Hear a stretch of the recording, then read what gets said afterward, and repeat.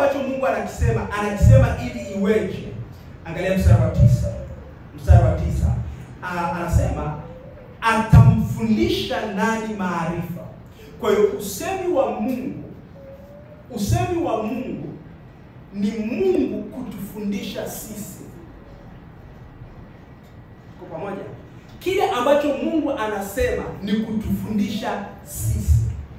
Kwa mfano, unapokuwa unasoma Mwanzo 1 na ule mstari wa 3, Mungu akasema na iwe nuru. Nuru ikawa. Mungu akaona nuru ya kuwa ni njema. Ile inakufundisha nini? Paulo anasema katika Wakorintho wa pili ile sura ya 4 na mstari wa 6, anasema Mungu aliyesema. Mungu alifanya nini? Aliyesema kwamba nuru itang'aa toka gizani. Ndiye aliyeng'aa mioyoni mwetu, atupe nuru ya elimu. Nuru ya nini? Ya elimu ya utukufu wa Mungu katika uso wa Yesu Kristo. Kwa hiyo Mungu alipokuwa anasema, maana yake anafanya nini? Mungu aliposema na iwe nuru, maana yake alikuwa anafundisha kwa habari ya watu kuwa na maarifa, au alichokuwa anakiachilia Mungu ni maarifa ya utukufu wake katika uso wa Yesu Kristo. Na ndio maana Yesu Kristo anapokuja duniani katika ile Yohana sura ya 8 anasema mimi ningalipo ulimwenguni, mimi ni nuru ya ulimwengu. Okay, ni sura ya 10. Anasema mimi ningalipo ulimwenguni, mimi ni nuru ya ulimwengu. Injili ya Yohana sura ya 10 ule mstari wa 12 kama sijakosea. Kuangalia hapa. Yesu anasema yeye ni nuru ya ulimwengu. Yohana sura ile ya 10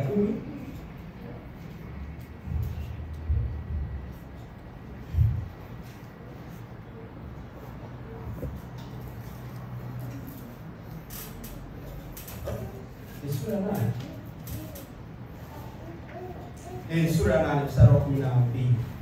Sura ya 8 mstari wa 12. Anasema sura ya 8 mstari wa 12. Anasema basi Yesu akamwambia tena akasema mimi ndimi nuru ya ulimwengu. Yeye anifuataye hata kwenda gizani kamwe. Yeye anifuataye hata kwenda gizani kamwe, bali atakuwa na nuru ya uzima. Atakuwa na nini? Na nuru ya uzima. Kwa hiyo Yesu anapokuja anasema mimi ndimi nuru ya ulimwengu. Kwa hiyo Mungu aliposema na iwe nuru, alikuwa anazungumzia kwa habari ya nani? Ya Uwa na Mwana.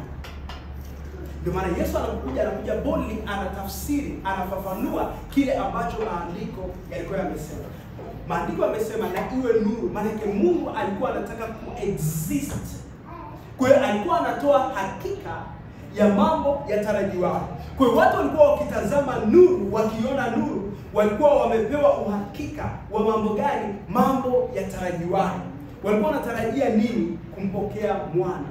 So Mungu alikuwa akisema habari za mwana.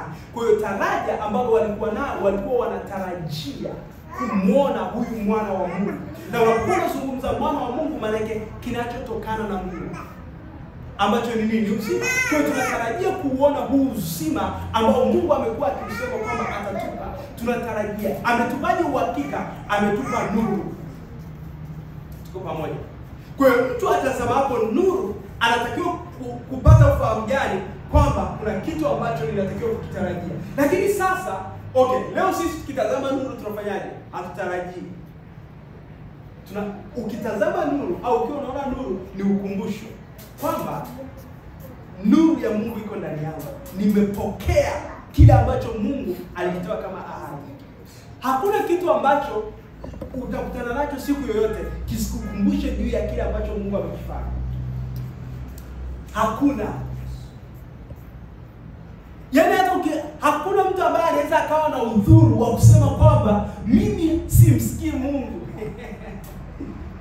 Kwa sababu Mungu atakukumbusha kupitia vitu unavyoviona. Haleluya. Utakuwa ndani utaona nuru. Ile nuru ya kukumbusha kwamba wewe ni nuru ya ulimwengu.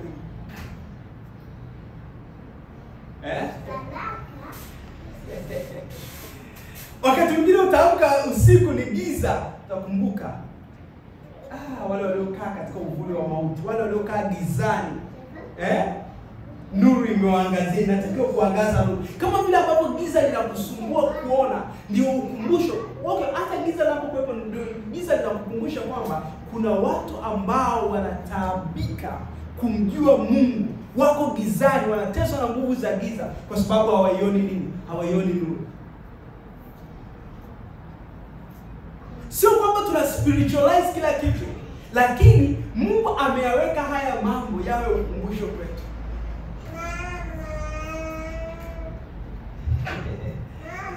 Hallelujah. We are not spiritualizing them. Kwa hiyo Mungu anasemaje na watu? Anasema kwa lugha nyingine. Anasema kwa lugha nyingine, na neno lugha nyingine pale nataka tuangalie hiyo pia lugha nyingine. Rudi katika kitabu cha Isaya.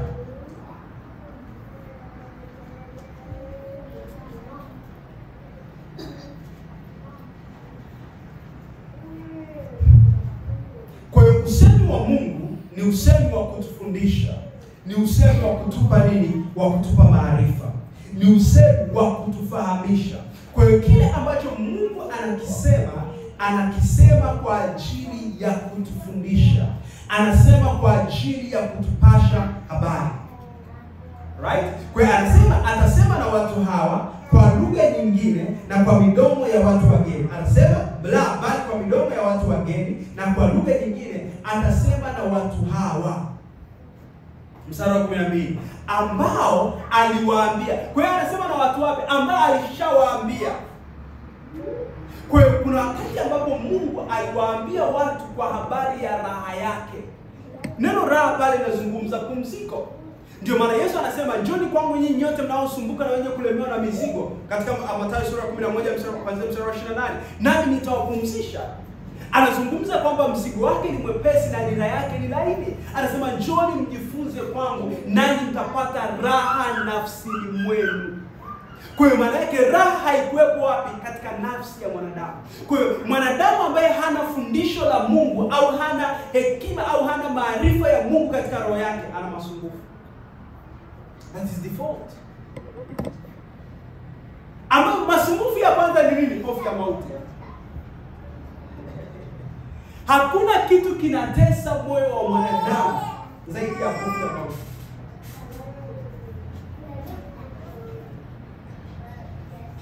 Zaidi ya nini? Zaidi ya hofu ya mauti. Kwa hiyo anakuwa ni masumbufu ndani yake. Anasema, "Njoni mjifunze kwangu, nanyi mtapata raha nafsini mwenu." Maana nitawaondolea ule mzigo ambao ni hofu ya mauti.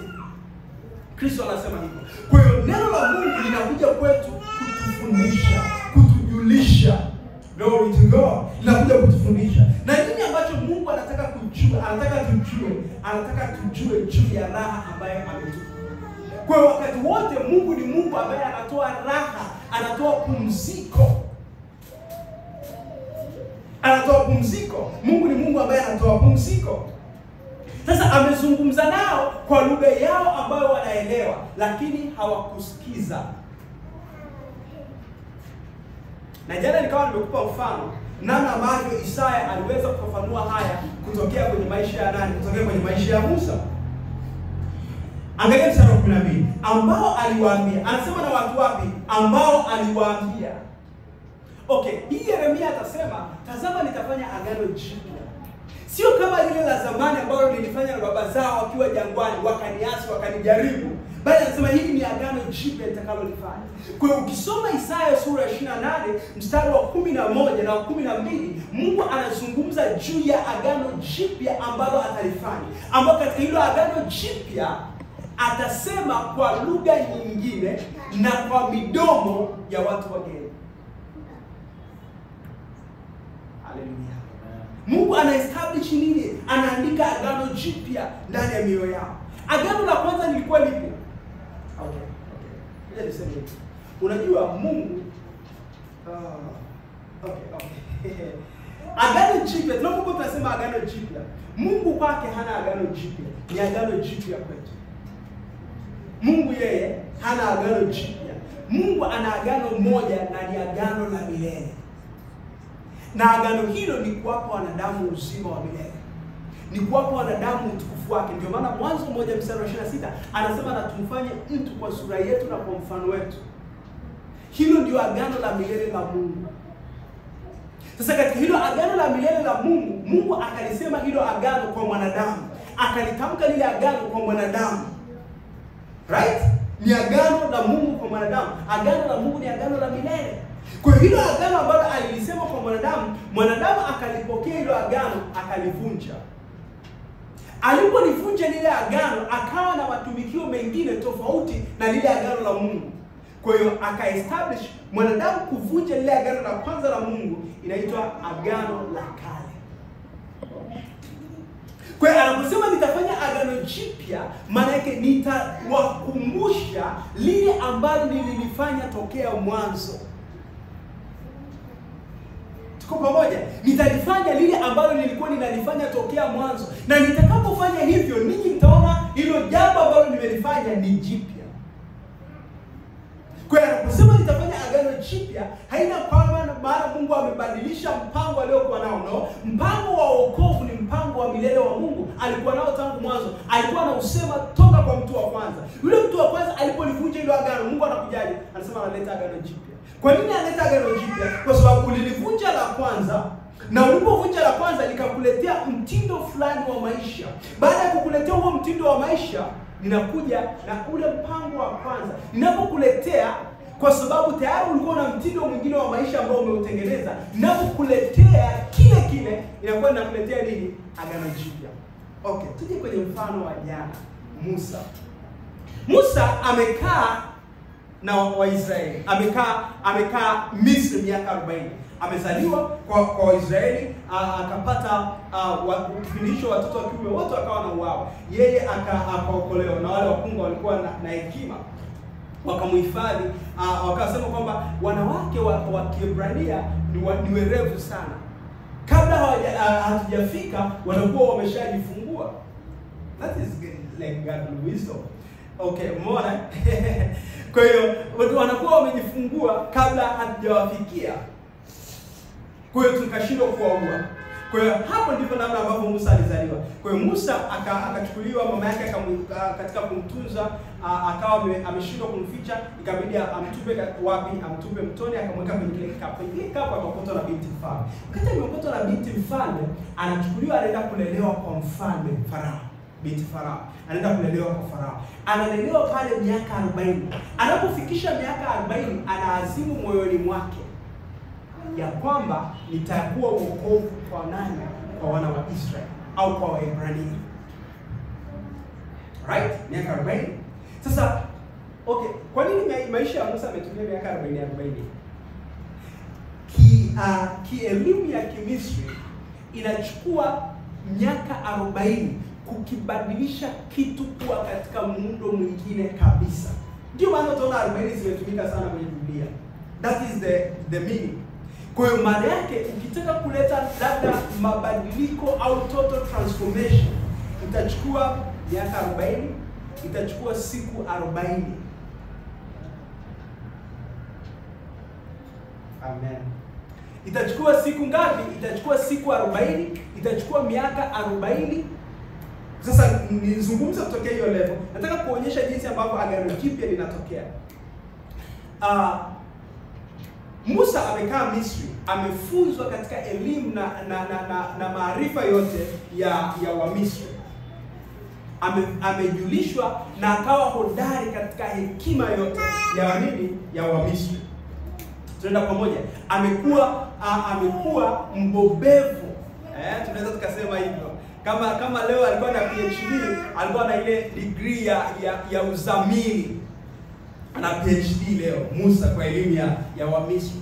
Kwa hiyo tayari alikuwa unaweza kumuidentify katika ile elimu ya watu wa Misri. Sasa kutokea katika ile elimu ya watu wa Misri, Musa akawa anasema na wale watu wakamkataa.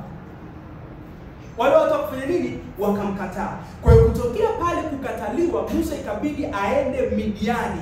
Akakaa kule miaka 40. Sasa ile miaka 40 anapokuja, maana yake huyu ni mtu mwingine tofauti kabisa. Kwa sababu gani? Amekaa kule miaka 40, maana yake ameundergo total transformation. Ni mtu mwingine kabisa. Kwa hiyo anakuja kama mgeni, anakuja kama mtu mwenye lugha nyingine, sio mwenye utamaduni ule ambao ulikuwepo Misri awali. Anakuja na utamaduni mwingine. Anasemaje? Anasema na watu wale. Nenda kwa Farao. Ulikuwa kwa Farao, nenda kwa Farao. Kwa hiyo anaposema nitasema na watu hawa, ni watu wale ambao aliwaambia hii ndio raha, wakaikataa raha.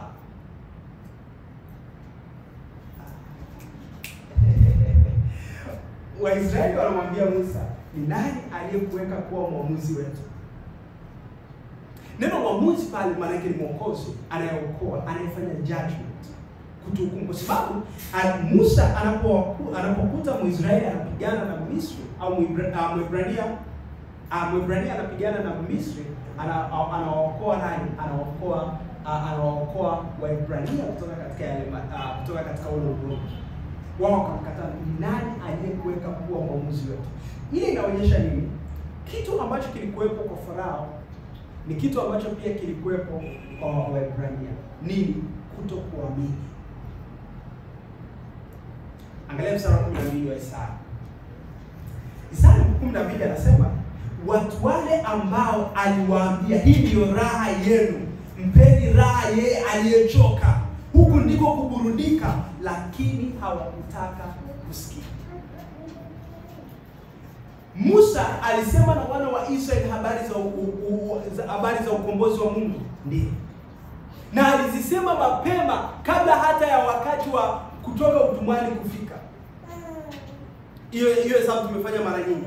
Tunajua wana wa Israeli walitoka utumwani wakiwa na miaka 430. Right? Na wakati huo Musa alikuwa na miaka 80 wakati anakwenda kuwatoa wana wa Israeli. Kwa hiyo wana wa Israeli wametoka wakiwa na miaka 430 utumwani na Musa akiwa na miaka 80. Kwa hiyo ukitoa ile miaka 40 ambayo Musa alikimbilia Midian, maana yake Musa alipewa ujumbe wa kuokoa wana wa Israeli wakiwa katika mwaka wa 390. Kwa hiyo ilikuwa ni miaka 10 baadaye, Mungu alikuwa tayari anaendelea kutengeneza namna ya kuokoa. Lakini wao wakafanya nini? Wakakataa. Ina operate to both sides. Lakini mara nyingi tunajua kabisa ni kwamba Musa hakuwa na stand ule mpango, kwa hiyo kawa delay. Lakini sababu iliyofanya delay pia ni watu walisababisha mpango wa Mungu ukadelay kwa miaka mingapi? Miaka 30 plus. Kwa hiyo Mungu aliwaambia hii ndio raha. Musa aliwaonyesha wana wa Israeli, hii ndio raha, huu ndio wokovu ambao Mungu anawaletea kutoka katika mikono ya utumwa wa Misri. Lakini wao wakamwambia, ni nani aliyekufanya kuwa mwamuzi wetu? Sasa mtu anauliza, Pastor, hizi stories zote unapiga zinahusiana nini na kunena kwa lugha? Zinahusiana nini na kunena kwa lugha? Okay. Mungu amekusudia tuwe na pumziko ndani ya mioyo yetu. Na namna ambayo anatoa pumziko hilo ni kupitia usemi unaotoka katika vinywa vyetu. Mungu amekusudia watu wawe na pumziko. Mungu alipumzika siku ya saba. Right? Kwa nini Mungu alipumzika? Alipumzika kwa sababu amekamilisha kazi aliyokuwa anaifanya. Kwa hiyo akawa ameingia katika pumziko. Na lugha nyingine ya hilo pumziko, maana yake Mungu akawa ameingia katika raha yake. Tunaenda pamoja? Mungu akawa ameingia katika raha yake. Na ndio maana aliapa kwamba ninapozungumzia neno pumziko, anasema kwamba Mungu aliapa ya kwamba hawataingia katika raha yake. Ile neno raha maana yake hawataingia katika pumziko langu. Kwa hiyo unapokuwa unasoma katika Biblia, Yesu anaposema nanyi mtapata raha na msilimoni, maana yake mtapata pumziko. Mtapata pumziko. Ambapo neno pumziko ni kutokuwa na machafuko ili uweze kufanya mambo katika usahihi. Au uweze kuenenda katika uhalisia. Kwa wengine, machafuko sio asili ya mwanadamu. Sio asili ambayo Mungu alikusudia mwanadamu awe nayo. Kwa hiyo mwanadamu anapokuwa katika hali ya machafuko, ni kazi ya Mungu kumuondoa huyo mwanadamu katika machafuko. Na Mungu anaondoaje? Anasema. Tuko pamoja? Mungu anaondoa machafuko kwa namna gani? kwa kusema. Kwa hiyo kama Mungu anaondoa machafuko kwa kusema, atatutaka sisi wakati wote, atatutaka sisi kila wakati tuweze kuondoa machafuko. Sasa unaweza usiwe na masumbufu kabisa ndani yako, lakini hekima ya dunia hii tayari ni machafuko. Sasa unaondoaje hekima ya dunia hii? Mungu anatoa usemi. Mungu anatoa nini? Anatoa usemi. Ili katika kusema nini kinachokuwa kinafanyika? Ufahamu wako unaandikisha pumziko ambalo Mungu amelitoa. Na katika hilo pumziko ambalo Mungu amelitoa, utaishia kufanya kile ambacho unakijua. Yesu anasema kile ambacho tunakijua na kile ambacho tunakifahamu tunakisema. Na katika kukisema tunaishia kukitenda. Kwa hiyo utendaji wa mwanadamu umetengenezwa kiasi kwamba ataishia kutenda kile ambacho anakisema. Ataishia kufanya kile ambacho anakisema. Hata kama itachukua muda, itachukua muda, lakini mwanadamu ataishia kufanya kile ambacho anakisema. Inaweza asiwe anasema kwa kinywa au kwa sauti unayosikia, lakini anasema hata moyoni mwake. Hallelujah. Glory to God. Kwa sababu inception, inception kuzaliwa. Mahali ambapo mawazo yanazaliwa ni katika moyo. Right? Ni katika moyo. Na unajua moyo unazalishaje taarifa? Kwa kuona na kwa kusikia. Kwa hiyo ukiweza kujifunza vizuri kile unachokisikia na kile unachokiona, kuna taarifa mpya utaziandikisha kwenye moyo wako. Na zile taarifa ambazo umeziandikisha katika moyo wako ni either itakuwa na machafuko au pumziko. Lakini yale ambayo unayaona yakiwa ni neno la Mungu, yale ambayo unayasikia yakiwa ni neno la Mungu, maana yake unakuwa na nini ndani yako? Pumziko. Sasa Mungu akajua kabisa duniani tunapoketi, duniani tunapokaa, kuna kila aina ya lugha ambayo inakusaidia wewe kuwa na masumbufu. Kuna kila aina ya lugha ambazo zinakusaidia kuwa na nini? Kuwa na masumbufu. Sasa yeye akaleta lugha ambayo inakuondoa katika hayo masumbufu. Ndio maana anasema nitasema na watu hawa kwa lugha nyingine. Kwa midomo ya watu wageni nitasema na watu hawa. Watu wapi? Hao ambao niliwaambia hii ndio raha. Hii ndio pumziko la yeye aliyechoka, lakini hawakusikia.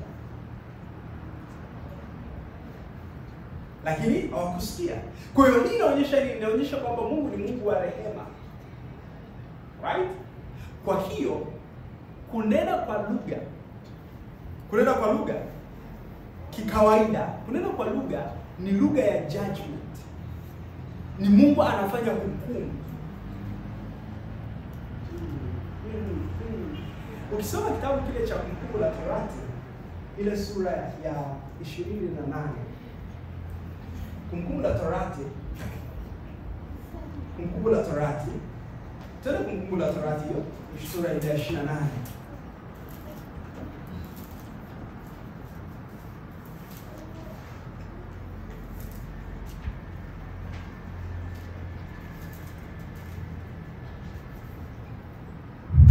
Mstari wa 40 na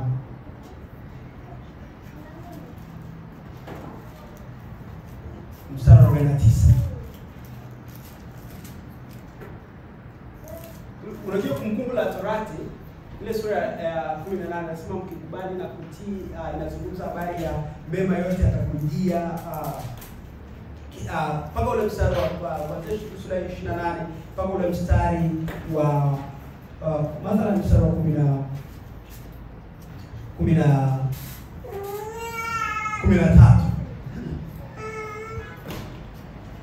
mpaka mstari wa 14 mpaka mstari wa 14. Kwanza mstari wa 15 anaeleza endapo utakataa kuisikia sauti ya Mungu.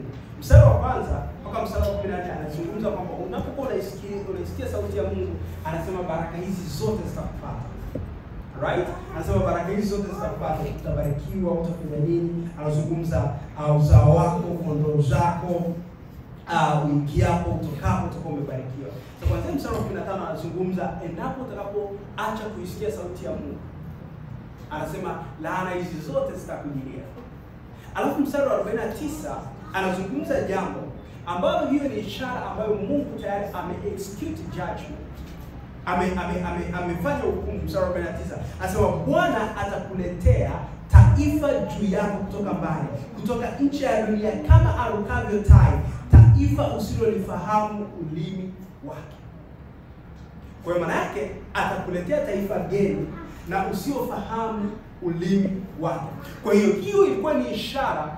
Isaya anapokuwa anasema kwamba Mungu atasema na watu hawa kwa midomo ya watu wageni, ilikuwa ni ishara kwamba God is executing judgment. Anafanya nini? Anafanya hukumu. Na namna gani Mungu anafanya hukumu? Hukumu zake ni hukumu za rehema. Okay, siku ya Pentecoste nini kilitokea? Kilichokuwa kinatokea siku ya Pentecoste katika Matendo ya Mitume sura ya 2, wote walikuwa mahali pamoja. Walikuwa mahali pamoja ni wale 120 ambao walikuwa orofani au katika tawala la Sulemani. Alafu wale watu wengine walikuwa wamekusanyika kwa ajili ya siku ya Pentecoste. Sasa wakati wamekusanyika wale, hao watu 120 wakawa wananena kuanzia saa 12 asubuhi mpaka saa 3. Right? Anasema ilipowadia ile siku ya Pentecoste. Neno ilipowadia maana yake siku Kiebrania inawadia saa 12. Na ndio maana hata wale kwa mfano wale wanaojaribu kushika Sabato huwa inaanziaga Ijumaa jioni mpaka Jumamosi saa 12. Ndio maana yake inakuwa siku imeisha.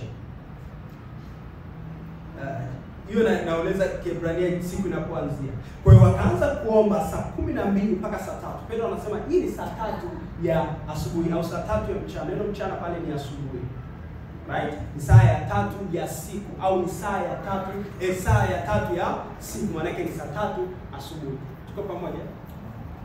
Sasa Petro, kinachotokea wale 120 walikuwa wananena kwa lugha ambayo hiyo lugha ambao walikuwa wananena wale watu wengine wote walikuwa hawaelewi. Maana yake nini? Bwana Mungu atakuletea taifa usilolijua ulimi wake. That is the judgment of God. Mungu anahukumu. Sasa namna ambavyo Mungu anahukumu katika rehema. Sasa rehema za Mungu zilifunuliwa vipi? Petro akasimama akaanza kutafsiri kile ambacho walikuwa wanakinena masaa 3, na kilichotokea ni kwamba watu 3,000 wakaokoka. Kinachookoa pekee ni rehema za Mungu. Kwa hiyo wale watu walikuwa wafu kwa sababu ya dhambi na makosa yao, lakini rehema za Mungu ambazo Petro na wenzake walikuwa wanaziomba masaa 3 yakaachilia rehema za Mungu kwa wale watu. Kwa hiyo kwa sababu walikuwa wamepatikana katika kanisa au wamekusanyika pale na walikuwa wana uwezo wa kumsikiliza Petro, walikuwa tayari kupokea rehema za Mungu. Kwa hiyo Petro hakuishia tu kwenye hukumu, akaenda pia katika eneo la kuhudumu rehema za Mungu, ambapo ndio udhihirisho wa namna ambavyo Mungu anahukumu. Glory to God. Hallelujah. Glory to God. Glory to God. Kwa hiyo kunena kwa lugha ni ishara kwamba God has executed judgment. And this judgment, hii hukumu ambayo Mungu amekwisha kuitekeleza, ni kwamba anawapa watu uzima. Hallelujah. Amen. Glory to God. Okay. Yohana sura ya 3 mstari wa 16. Mstari mpendwa sana huu. Kwa maana jinsi Mungu alipenda ulimwengu hata akamtoa mwanawe wa pekee, ili kila amwaminie asipotee bali awe na uzima wa milele. Yohana sura ya 3 mstari wa 16, tutaenda mpaka ule mstari wa 10.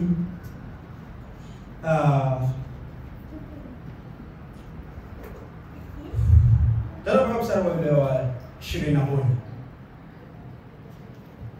16. Sema kwa maana jinsi Mungu alipenda ulimwengu hata akamtoa mwanae pekee, ili kila amwaminie asipotee bali awe na uzima wa milele.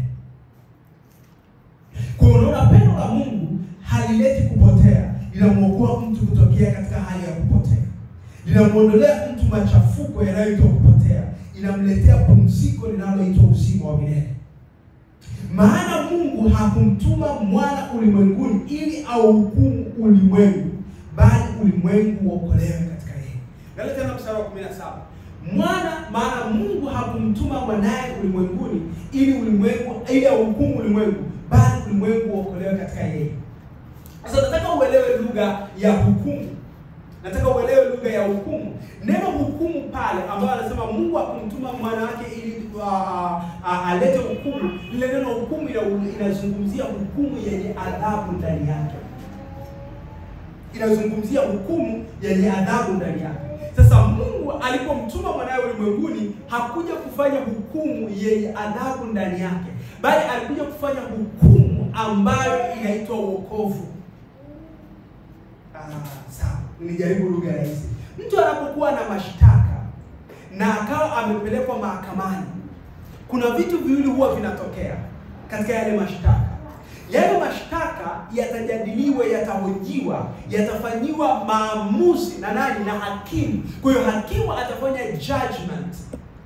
Ndio, atafanya hukumu, na katika hukumu maana yake atapambanua ule ushahidi ambao umetolewa, na kama yule mtu atakutwa na hatia atafanya nini? Atafungwa. Maana yake atakuwa amepata hukumu yenye adhabu. Lakini kama yule mtu hatakuwa na hatia, atakuwa amepata hukumu ambayo haina adhabu ndani yake. Sisi tunaelewana? Kwa mtu kama alikuwa ana mashtaka alafu akaachiwa huru kutokea kwenye yale mashtaka, nini ambacho kimefanyika? Amehukumiwa. Lakini hukumu aliyopata ni hukumu ya kuwa huru. Kwa hiyo Petro na wale wenzake siku ya Pentekoste walipokuwa wananena masaa matatu, walikuwa wananena au wanatamka uhalisia ambao Mungu ameufanya. Amefanya nini? Amewatoa kutoka ufalme wa giza, amewaleta katika ufalme wa nuru. Kwa hiyo walikuwa wanaitangaza ile hukumu ambayo Mungu ameifanya ndani yao. Glory to God. Kwa hiyo unapokuta mtu ananena kwa lugha, maana yake anakuwa anatenda neno la Mungu, anafanya neno la Mungu. Analifanyaje neno la Mungu? Anatangaza kwamba nimevuka kutoka mautini, nimeingia uzimani. Ni ushahidi kwamba nimepokea ile ahadi ambayo Mungu aliwaahidi mababa. Na ni ushahidi kwamba Mungu amenitimizia mambo matakatifu. Na ahadi ya Mungu. Glory to God. Ninao ule utajiri wa Mungu, ninao ule utukufu wa Mungu. Ndio mambo ambayo mtu anakuwa anayafanya akiwa ananena kwa lugha. Glory to God. Hallelujah. Anakuwa anaitangaza kwamba amepokea hukumu ya Mungu. Glory to God. Sasa changamoto ni kwamba nikitumia neno hukumu ya Mungu, watu wengi wao wanaanza kuhukumiwa, yaani Mungu amenihukumu. Sasa mtu anakuwa anaanza kwamba anakuwa anaanza adhabu, anaanza mateso. Lakini maandiko yanasema katika Warumi sura ile ya 8 anasema basi sasa hakuna hukumu ya adhabu kwao walio ndani ya Kristo. Kwa nini? Kwa sababu sheria ya roho wa uzima ulio katika Kristo imeniacha mbali na sheria ya dhambi na mauti. Kwa hiyo duniani kuna sheria mbili zinafanya kazi. Kuna sheria ya dhambi na mauti. Hakuna sheria ya roho wa uzima. Kwa hiyo walipokuwa wananena masaa matatu, walikuwa wanadeclare kwamba wanatembea katika sheria ya roho wa uzima. Na hii sheria ni kubwa kuliko ile sheria nyingine. Okay. Kwa mfano, nizungumzie lugha za kawaida. Unapokuwa umeenda mahakamani au umepeleka malalamiko yako mahakamani au kwenye mahakama ile ya mwanzo, alafu hakimu akatoa nini? Akatoa hukumu. Ukawa hujaridhika na hukumu, unaenda nini? Una appeal, unakata rufaa. Na unapokata rufaa, unakata rufaa kwa kwenda mahakama iliyo juu zaidi, mahakama ya mwanzo. Wakati mwingine unaweza kama umehukumiwa na mahakama kuu, unakata rufaa, unaenda kwenye mahakama ya nini? Ya rufani. Sasa hiyo mahakama kwa sasa ukishakosa kwenye mahakama ya rufani, maana yake kesi yako ni extra. Okay, kwa nchi zetu zinaruhusu, unaweza kaenda labda kwenye mahakama ya Umoja wa Nchi za Afrika au kwenye Umoja wa Nchi kwenye Afrika Mashariki, au ukishindwa Afrika Mashariki basi uende Umoja wa Afrika. Inatoa hiyo. Maana yake kuna sheria ambazo zinakuwa zina nguvu kuliko zile ambazo una operate. Sasa Paulo anaposema kwamba hakuna hukumu ya adhabu kwa walio katika Kristo, kwa sababu sheria ya roho wa uzima ulio katika Kristo Yesu imeniweka mbali na sheria ya dhambi na mauti. Kwa hiyo maana anaeleza hakuna sheria nyingine ambayo inaweza ikanihukumu. Hakuna. Ndio maana ukishuka chini anaeleza sasa nimekwisha kujua ya kwamba hakuna kinachoweza kunitenga na upendo wa Kristo. Kwa sababu hakuna sheria ambayo inaweza ikawa kubwa kuliko sheria ya roho wa uzima ulio katika Kristo Yesu. Glory to God. Na hiyo ndio sheria ambayo kwa mfano unapokuwa unanena kwa lugha, maana yake ina declare kwamba I'm operating, ninatenda, ninafanya kazi, ninatembea katika sheria ya roho wa uzima. Na unapokuwa unatembea katika sheria ya roho wa uzima, hakuna sheria nyingine yoyote inayoweza kuoperate. Hakuna, kwa sababu sheria zote za dunia hii au sheria zozote ambazo zipo katika ulimwengu huu, mwisho wake huwa ni mauti. That is the end. Na ndio maana hakuna hukumu kubwa kama hukumu ya nini? Ya mauti. Hukumu kubwa duniani ni aidha mtu ahukumiwe kunyongwa au ahukumiwe kufa. Ndio hukumu kubwa. Right? Maana ni hukumu ambazo zinakatisha maisha. Lakini Mungu anayo hukumu yake. Inaitwa hukumu iliyo katika sheria ya roho wa uzima. Hukumu yake ni nini? Wakati wote ambapo Mungu ana execute judgment. Ana execute vipi judgment? Sio kuua watu, ni kuwapa watu uzima. Ndio maana inaitwa sheria ya roho wa uzima. Haipo ili kukuhesabu kwamba una hatia, inakuja ili kukuidentify ni kweli una hatia. Na nimeona kwamba vigezo vyote vinaonyesha kwamba una hatia, lakini mimi nimekuacha huru mbali na hukumu zote. Nimekupa uzima. Glory to God. So unapokuwa unanena kwa lugha, unafurahia ule uzima ambao Mungu ameuweka ndani yako. Glory to God. Unakuwa unakumbusha nafsi yako kwamba kuna kitu Mungu amekifanya ndani yangu, amenipa uzima. Kuna kitu Mungu amenipa ndani yangu, amenipa kitu ambacho hakiwezi kuharibiwa na muda. Muda unaweza ukaharibika, mambo yanaweza yakaharibika, lakini ninacho kisichoharibika. Nina uzima wa milele ndani yangu. Glory to God. Hallelujah. Hallelujah. Unaiambia nafsi yako, nimekwisha kuhakikishwa. Hakuna kilichopo chini, kilichopo juu ambacho kitanitenga na upendo wake. Nipo katika ushirika usioweza kutenganishwa. Na kama ni ndoa, ni ile ndoa ambayo anasema alichokiunganisha Mungu, mwanadamu asitenganishe. Maana hakuna kinachoweza kutenganisha. Niko katika ndoa takatifu na Mungu. Glory to God. Hallelujah. Hallelujah. Hakuna kinachoweza kukatokea hapo katikati kikanitenga. Unajikumbushaje? Ninafungua kinywa changu, inasema ile lugha mpya ambayo Mungu amenipa. Kwa sababu Mungu amesemaje? Nitasema na watu hawa. Sasa mara nyingi umefikiria kwamba Mungu anaposema nitasema na watu hawa, unategemea mtu mwingine aseme na wewe. Mungu anasema na wewe kutokea ndani yako. Glory to God. Amen. Hallelujah. Kwa kusoma Isaya sura 28 mstari wa 11 anasema la bali kwa midomo ya watu wageni nitasema na watu hao. Maana yake anaanza kusema na wewe. Ndio maana anenaye kwa lugha. Paulo anasema katika Wakorintho wa kwanza sura ya 14 mstari wa 2, yeye anenaye kwa lugha hasemi na watu. Hasemi na watu. Maana sio lugha ya mazungumzo, anasema bali husema na Mungu, hunena mambo ya siri katika roho yake. Glory to God. Hallelujah. Unena mambo ya siri katika roho yako. Na roho yako unajua ni roho yako ina nani? Roho yako imeungwa pamoja na roho ya Mungu. Kwa hiyo moja kwa moja kama unasema yale ambayo yametoka katika roho ya Mungu, unasema nini? Na Mungu anasema na wewe. Kwa hiyo utakuwa ukisikia sauti yako, lakini ni Mungu anasema na wewe. Hakuna hekima inaweza ikafikia hivyo. Hakuna hekima inaweza ikafikia hivyo. Okay, nijaribu mfano mwingine ambao bado unapelea, lakini unaweza ukaelewa kitu. Kwa mfano, rais anapokuwa labda ameagizwa mahali au amepewa mwaliko mahali, alafu akatuma mwakilishi. Anapokuwa ametuma mwakilishi, maana yake kila atakachokisema mwakilishi amekisema kwa lugha ya nani? Au amekisema kwa authority ya nani? Kwa authority ya rais. Kwa hiyo watu watapokea au watampokea yule mwakilishi wa rais kama rais alivyosema. Kwa hiyo atapokea ujumbe ule kama ujumbe kutoka kwa nani? Kutoka kwa rais. Bado inapelea. Lakini kiuhalisia ni kwamba unapokuwa umefungua kinywa chako, ni Mungu anasema na wewe. Na kwa sababu lugha zilizopo duniani zinaweza kupelea katika kuelezea kile ambacho Mungu amekifanya. Mungu amekupa lugha nyingine.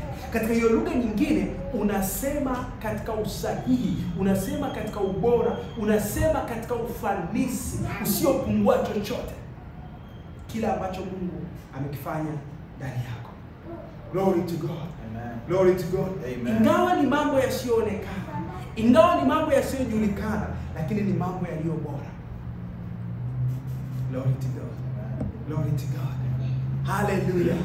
Na hakikisho hilo Mungu ameliweka ndani yako kwa kukupa roho wake. Kwa hiyo hakika kwamba una uwezo wa kujua yale ambayo Mungu amekukirimia ndani yako, ameweka roho wake. Na ndio maana nasema makusudi hayo. Hallelujah. Hallelujah. Glory. Hey. Oh, de la suba cabo ya nasida. Megalo shipro kile kovarote sevanto. Ninayo kila sababu ya kunena kwa lugha.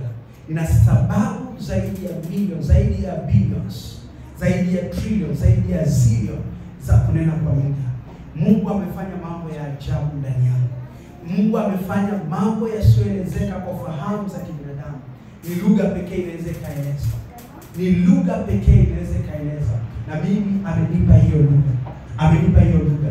Kwa hiyo wakati niamkapo, nitakumbuka zile fadhili ambazo amezifanya ndani yangu. Nitakumbuka ule wema ambao amenitendea. Nitakumbuka yale mambo makubwa na ajabu mno ambayo ameyatenda ndani yangu. Nami kinywa changu kitapatikana kikisema, kitapatikana nini zangu? Anasema Bwana alipotutendea mambo makubwa tulikuwa kama waotao ndoto. Anasema vinywa vyetu vikajawa na kelele za furaha. Midomo yetu ikajawa sauti za shangwe. Kelele za shangwe, furaha na kila namna imejazwa katika kinywa changu. Inao usemi mpya. Kwa sababu mimi ni uzao mpya. Mungu amenipa usemi mpya ndani yangu. Mimi ni uzao mpya, uzao mteule, uzao uliozaliwa na Mungu. Ni taifa jipya, ni taifa la Mungu mwenyewe. Nayo lugha yake ninasema katika lugha yake. Oh, hallelujah. Baba amekubariki sana, nimefurahi kukuletea neno la Mungu katika fundisho hili. Tutakuwa na matumikio, right?